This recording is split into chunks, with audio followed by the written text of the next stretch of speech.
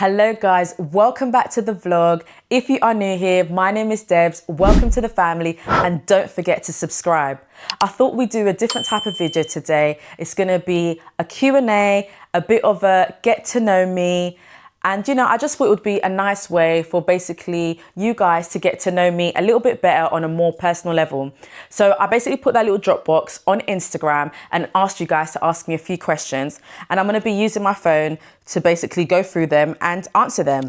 And on that note, if you are not following me on Instagram, what are you waiting for? Anyways, guys, let's get right into it. I'm going to try and pick a few questions. I don't know how many we'll do today, but I'm going to try and be as honest and as open as possible. And, there's also some light-hearted questions in here as well. One of the questions that I got asked the most actually was, why did I decide to do content creation? A bit of, background from me. I've always worked in marketing. I've always had like that creative side to me. I know how to design. I started off as a web designer, and then from a web designer, I moved on to graphic design. So I've always had that within me, that creative part of me. I've always been very, very creative, and it's something that, I enjoy. People always used to say to me, why don't you just start content creation? Because on social media, for example, if I would go on holiday or if I would go out with my girls, I would just automatically like create reels for my holiday or, post myself in like real life as if I was like already a content creator. And I feel like I was already basically kind of doing that, but just not with a like true purpose or being so like intentional. Like I just like to document my life, and I like to document it in a very creative way. So I was already basically kind of doing that. And people always used to come up to me and say, Deborah, you should really do content creation. Like you basically already do it anyways. Why don't you do it? Why don't you do it? To be quite honest, I just honestly felt like, what am I actually going to put out there that somebody else is already not doing? Like I also felt like, oh, what I'm putting out there is not interesting. Like people don't want to see it. Like, that's the honest truth. I just thought like, I don't have anything to show. That's what I thought. I guess when I became a mum, I felt like I had a bit more to give. I felt like I'm not amazing at makeup. I'm not even amazing at hair. So I didn't feel like I had like something like, oh, I'm so great, about this, or I'm so passionate about it. I'm not really passionate about, I was gonna say I'm not really passionate about anything. But I am. What I'm really passionate about is my family. So I guess when I had my kids, I felt like, yeah, like I love being a mum and I love sharing like little snippets of my life as a mum. And I just felt like, yeah, I've got something to give now. I've got a bit of experience as a mum. And I just felt like, yeah, I've already got like that creative background that I was saying. I already do this on a day-to-day basis for, I guess, my family and friends and those who were already following me on like Instagram. And I just thought, you know what, why not? Let's try it. Let's see. It's also like it can also be another source of income. Of course, that was, a big thing for me. And also to add to that, I also have two friends who basically make a living from it. So I knew it was possible. Like I had first-hand evidence that it was possible to make an income out of this. And I just thought, you know what, why not? I basically already do it on my day-to-day life. It's already basically incorporated in my lifestyle and my living, and I love being creative, and I really do feel like it's like a creative outlet for me. So I really do enjoy it. I do like it, especially the long form vlogs here on YouTube. So I love honestly sharing my life and snippets of my life, I should say, here on YouTube.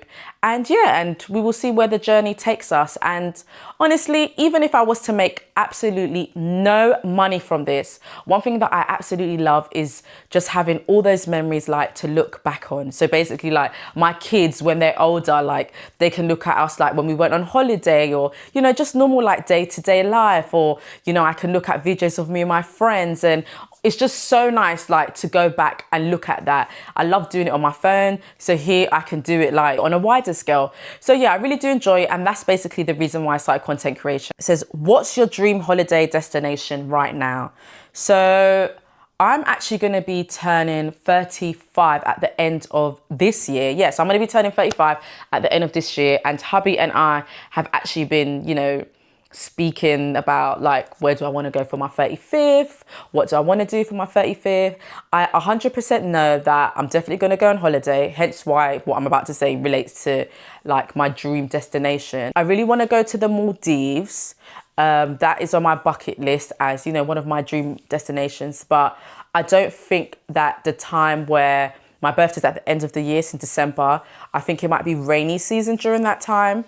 And also my birthday is on around Christmas, on the 28th of December. It's around Christmas time. So like, I don't want to leave my family during Christmas. I want, you know, all of us to be together with the kids, with my mum, with Bronson's parents, with my brother, like with all our family basically around. So I probably will celebrate my birthday the following year because my birthday is the 28th of December. I probably will go on holiday for my birthday the following year, and I'm hoping that that will be my, you know, dream destination. So yeah, so Mr. Right, if you're watching this, yeah, Maldives would be great. But honestly, as well, for my birthday in general, I don't really care. I've been to quite a few places. So I think Maldives is at the top of my list right now. Where else would I like to go? Actually, no, somewhere in the Caribbean. Is it Turk and Caicos? Is that how you say it? Turk and Caicos? Yeah, whatever, however you say that that destination, like, yeah, just basically I'm a very beach holiday girl. So anything that has like beautiful beach, you know, sand, beautiful blue waters, sun, like I'm there. But yeah, definitely want to go to the Maldives at some point. Another question that people asked a lot was about, you know, mum life and, you know, being a mum of two and how I basically like navigated that. So how does being a mum of two compare to having one child? Another question that also came up, like in the beginning stages of, you know, being a mum of two, like how did I navigate that? I think this question is different for absolutely everybody. My take on it was, I think there are different stages where having one child seems easier and then different stages where having two children seems easier. So obviously, you know, when I had Aaliyah, where am I going with this? What is the question? Let me see the question again, because I'm getting confused. What helped you most in early weeks with baby number two? I would honestly say my mum. My mum was with us for 6 weeks. Honestly, she is heaven sent. I always say this. I thank God for her. I would say my mum, my husband, of course, like that goes without saying. They were both here. I think Bronson had 3 months off and my mum was here for 6 weeks. So that was so helpful. And I guess as you're a second time mum, like you know exactly like what to expect. I know babies are different. So for example, like Blaine never cluster fed. Blaine was like the most perfect first baby. He would feed on cue every 3 to 4 hours, and on cue he would feed, you know, we would change his nappy, feed, poop, back to sleep. Aaliyah was different because she would cluster feed. I had never experienced that, but I had friends that had told me about it. So I guess because I have such, you know, I would say a great community, that village that we speak about. So I have my family, my mom, my brother, Bronson's parents. I have my friends as well that, you know, I can go to at any time if I do need help with the kids, or even if I just need advice or, you know, or someone to just hear me. So that was really great. So when Aaliyah was doing the cluster feeding, like I had friends to talk to about it, and they would advise me and they would say to me, you know, she's going to grow out of it. So like, basically don't worry, which she did. And it was so true. That cluster feeding is extremely hard and so exhausting. But my mum was here, Bronson was here. We would take it in turns to feed her, which was really helpful. I guess as well, giving the baby a bottle helped, you know, because then we could take it in turns to feed. So pumping, I also gave formula. So yeah, those things were extremely helpful. And I guess as it was my second baby, like I just had, you know, a bit more experience. And that's why I would also say that second time round, I found it easier because I already knew what to expect. When I had Blaine, it was my first time, of course, having a baby. So I had no idea what to expect, but I did have friends. And of course, my mom and Bronson's mom who, you know, guided me, directed me, gave me advice, and I could learn from them and I would ask questions. Yeah, they would help me a lot. So that was really extremely helpful. And the reason why I would say sometimes that Oh, we've got a visitor. Hello. Do you want to come in? Got a few questions for you. Nah, I'm not looking my best right now. You're not looking your best. Nah. So when are you gonna do Q&A? Because they've got some questions to ask you Is it? I'm gonna when I get my hair cut. when you get your hair cut. Got a lot of greys in my beard. Got a lot of greys. I don't care about your greys. Look at my beard, guys. Look, you're making my camera shake. So old and crispy. Look. Oh, look, what did it say? Oh, guys, I've only got 10% remaining on my mic. So I hope I answered that question. I don't even know where I stopped. But yeah, oh yeah, I was saying, what do I find easier, 2 kids or 1? You say 1? 1 kid is easier. But the other day when we were talking, you were like, oh, it was easier when we had like... 1 kid. You think 1 child is easier? 1 kid is easier than 2. Yeah, but then I have 1 child. But the other day when we were speaking, you were like, oh, when we had Aaliyah, you found it easier than when we had Blaine. Yes. Yeah, so... Having 2 children or having 1 child is easy. 1 child is easier. But having my 2nd child was easier than having my 1st child. Okay, fair enough. Okay, maybe it's the way the question is posed. Okay, fair enough. Yeah. Yeah, it's true, because we do always say, like, when we have 1 child, yeah, it's easier. So there you go, guys. I was thinking about, like, when I had Aaliyah, I felt like it was easier because I had more experience. But I guess I was thinking about the question wrong. But yes, what is easier? Yes, having 1 child. When I have, like, 1 of them, if I just have Blaine or if I just have Aaliyah, yes, it's much easier. They egg each other on. You know, to do foolery, to be cheeky, taking each other's toys. And of course, they also have a lot of fun. Let's go on to the next question before this battery dies. What season of life do you feel like you're in right now? What season of life? And I haven't really thought about these questions, guys, before I've actually answered them, to be quite honest. So they are all like from the top of my head.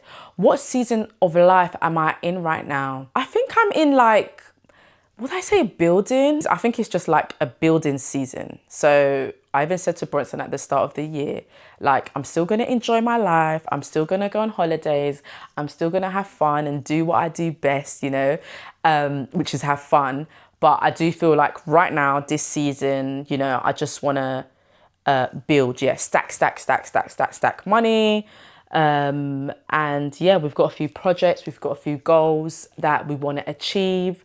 So I guess that's a season of life that I'm in right now. But not only talking about money, I guess with family, I guess it's just really enjoying it, because Blaine is 4, Aaliyah is 1, they're so little, and you know, mums, parents, you know how fast time goes, 0 to 5, like Blaine's going to be 5 this year. Blaine is going to go to primary school this year. We are going to be finding out next month what primary school Blaine is going to. And, you know, that is crazy to me. So I'm always like trying to enjoy the moment. And, you know, yes, we have dreams, we have goals, but I guess I just want to be present in the moment and just really enjoy my time with my babies, because, you know, they're not this little forever. And I do absolutely love this stage. They're just so funny. Yes, there's chaos. But I'm learning to enjoy the chaos as well. So that is the season that I'm in right now. And yeah, and just enjoy my life, like go on holidays. I absolutely love to travel. So I'm going to continue like doing that as well. Another question that I got asked a lot was, how do you juggle full-time work, content and family life without burning out? How do I actually juggle this is a diary. I have to be like extremely organized. So like I do work a full-time job. So I do work a 9 to 5. Yes, I do content creation, as you know. And yes, I have a family. Yes, I have to take care of my house. And yeah, and you know, my relationship as well. So yeah, my diary is my diary is my best friend. I will literally write down like from this time to this time, like this is exactly what I'm doing. I obviously put like specific dates if something's coming up and etc. And I'll be like, okay, from this time to this time, I'm going to be editing my YouTube video. I like to plan ahead. So I try to have like, you know, a few videos out. Let's say, let's not put a number on it, but for example, I'd like to have like 2 videos, you know, already scheduled for you know, the upcoming weeks. When it comes to like Instagram, I always schedule my posts on Instagram. I need to do it, otherwise I just won't be able to do it. That's just me. Taking care of the kids, we have childcare. Blaine goes to nursery 3 times a week. Aaliyah's with my mum from Monday to Friday. My mum used to be a nanny and childminder for over, I think, 40 years. So she's retired now, you know, and that's what she wants to do. She wants to look after her grandbabies. So on the days that Blaine is not at nursery, he's with my mum. But Monday to Friday, Aaliyah is with my mum. And then obviously I take, you know, opportunity during the weekends to spend as much time with the kids as possible. Of course, they sleep at my house. So, you know, we've got the evening routine, we've got the morning routine. And then, yeah, and then weekends, you know, it's our time. So weekends, I really do not try to book things on the weekends with like friends on a regular basis. And if I do, I usually try to book it like in the evening, so that like I've spent the day with the kids, and then in the evening it's like my time or Bronson's time. I would also say that me and hubby have a really good schedule. We're really good at tag teaming. If one of us feels burnt out, then the other one will step in. We have this thing where basically like we let each other have a lie-in on like on a Saturday. We alternate each week. So that, you know, in the relationship it's balanced basically. And even like dropping the kids off. So like we have days. So let's say, you know, 2 out of the 3 days, Bronson will drop the kids and vice versa for me. And he'll usually do like the pickups, and then I will do like the evening routines. We just balance it out. We're very fair with that and try to help each other as much as possible. And if I see that he's exhausted or he's overwhelmed, like I will take the kids and I will help. So it's basically like reading each other. And that's how I would say for the most of it, I don't get burnt out. But don't get me wrong, like there are times when I feel so overwhelmed. There are times where I feel so burnt out, and I just have a conversation with him. And yeah, he's really helpful, and he'll be like, you know, go and sleep, go and have a nap. I'll do this. I'm going to take the kids out so that you can have this Saturday, like to just relax to yourself and, you know, just recharge. Or I'll ask my mum, like, is it possible for you to have the kids this evening? The one good thing of Blaine not being in nursery every single day, sometimes, you know, I might ask my mum, is it all right if the kids stay there this evening so that like, you know, tomorrow, like I don't need to wake up and drop them off and I can just have a little bit more of a lie-in. And also, once a week, the kids do spend the night at my mum. So every week we have like a break during the week where the kids will spend that night at my mum's. It's usually the day that Blaine doesn't go to nursery the next day, so that he can stay there. And that is so helpful. We also have Bronson's family who helps us a lot. So for example, Blaine spent the weekend with his cousin. So he was with his auntie, so my sister-in-law. And then he spent the weekend at Bronson's parents' house. So we do have a really great support system, as I said before. And I guess it's just, you know, helping each other within a relationship, and I guess listening to each other, and not only listening to each other, but I guess voicing it. Like I'm a very vocal person. If I feel like I've reached my limit, I will say like, I actually can't do this. Like it's too much, like I'm overwhelmed. For example, I think, was it at the start of this year? Or when I went back to work, actually, I think last year when I went back to work, I said to Bronson, I just feel like I'm not having like any me time. I feel like I'm just like pouring into everybody else's cup. I'm not pouring to my own. And, you know, I reset my schedule and I put, you know, I need these days to exercise. I need these days to do these things for me. I need you to do the drop-offs these days so that I can do X, Y, Z, and pick-ups these days so that I can do this. And, you know, we're very flexible with each other. So I guess having a partner that, you know, listens to you and helps you, that is very, very, very helpful. And I'm so thankful to him, so thankful, yeah, to him, to our family and our friends that help us a lot. And I think, guys, this might be my last question. How do you handle boundaries, especially with extended family or in-laws? I'm gonna be very, very honest. Both Bronson and I are very, very, very family orientated. We are family people to our core. Like, I think it's because of our upbringing. My mum and dad, like, they're very family oriented as well. So are Bronson's parents and his family. So we both have family at the center of like everything that we do, everything that we're trying to build, everything that we're trying to achieve is basically to spend more time with our family. Like that's what we want. And I wouldn't only say like our immediate family, no, our extended family as well. We want to spend as much time as possible with our families, so that, because we know that, you know, life isn't promised tomorrow. So I guess because of that, also like I don't have any family here, like in London. The only family that I have, like I don't have much, I would say, or basically little, like to none family here. So like I have me and my brother, and I have 2 cousins, and one cousin lives in Manchester. The other cousin, like, yeah, like I see him from time to time. So for example, like all my aunties, my uncles, my cousins, like I have a massive family. When I go to Angola and Portugal, like Bronson sees, we are a humongous family, and we're very close. We have a very tight-knit family. So I guess because of that, we try to navigate, I guess, extended family and in-laws in a very respectful way. We try to spend as much time as possible with them. I see Bronson's mum as my mum. You know, she's my second mum. I see Bronson's mum and dad as my parents. I call them mum and dad. You know, that is also a culture thing. And Bronson sees my mum as his mum. Like he calls her mum as well. We see our siblings, each other's siblings, our siblings. I do think it has a lot to play with culture as well. I think you should spend as much time as possible. So I would say, how do I navigate, and how do I navigate? I think respect, a lot of respect, and giving, and don't take Bronson away from his family. On the contrary, I'm like,